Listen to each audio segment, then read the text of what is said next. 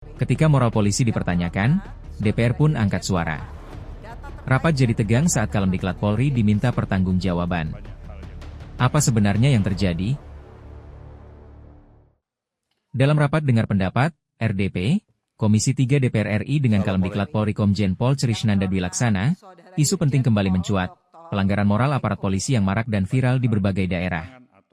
Anggota DPR menyoroti bagaimana oknum aparat melakukan pelanggaran yang mencoreng institusi. Kasus-kasus ini bahkan kerap viral dan menimbulkan keresahan publik. Mereka mempertanyakan, bagaimana pendidikan moral dijalankan selama ini di Lemdiklat Polri?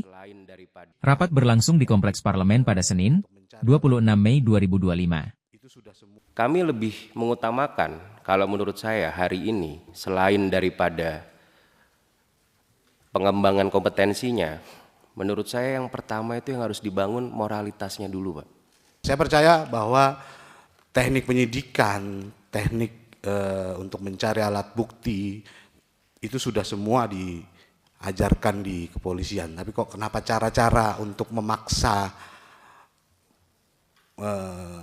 seseorang untuk mengaku bersalah, itu masih terus terjadi, dan akhirnya lagi-lagi teman-teman kepolisian dipermalukan bahwa yang bersangkutan tidak bersalah dan harus sebagai Kapolres harus meminta maaf ke publik.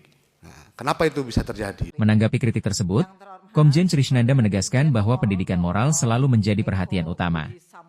Ia menyebutkan bahwa peningkatan budaya literasi dan pembinaan etika telah diperkuat dalam kurikulum Lemdiklat.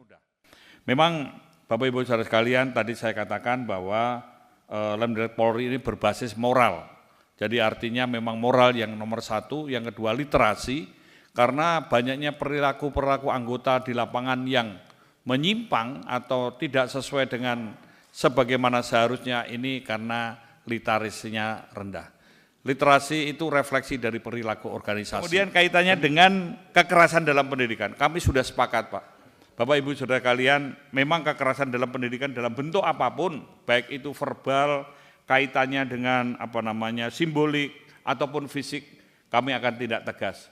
Bahkan kami sudah berupaya untuk melakukan dengan adanya fakta integritas, sehingga mereka ini berjanji kepada Tuhan, kepada negara, kepada masyarakat, kepada Polri, dan pada dirinya. Sehingga model merit system, yaitu mereka mengakui kalau melanggar poin-poin di atas, siap mengundurkan diri dan untuk bisa menerima sanksi. Masalah narkoba, kami juga sudah dengan keras dan tegas mengatakan kalau ada narkoba dan lain sebagainya. Termasuk, mohon maaf, kaitannya dengan LGBT ini kami juga tidak tegas, sudah tidak toleran lagi, Pak.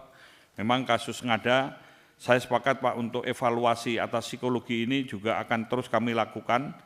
Dan saya juga setuju apa yang Bapak sampaikan, kaitannya dengan sistem pendidikan dan latihan ini. Masalah pemerasan, masalah suap menyuap, bayar membayar, kami sudah sampaikan bahwa ada fakta integritas itu ada dimulai dari peserta didik, instruktur, dan para dosen, pengasuh, semua sudah kami coba terapkan.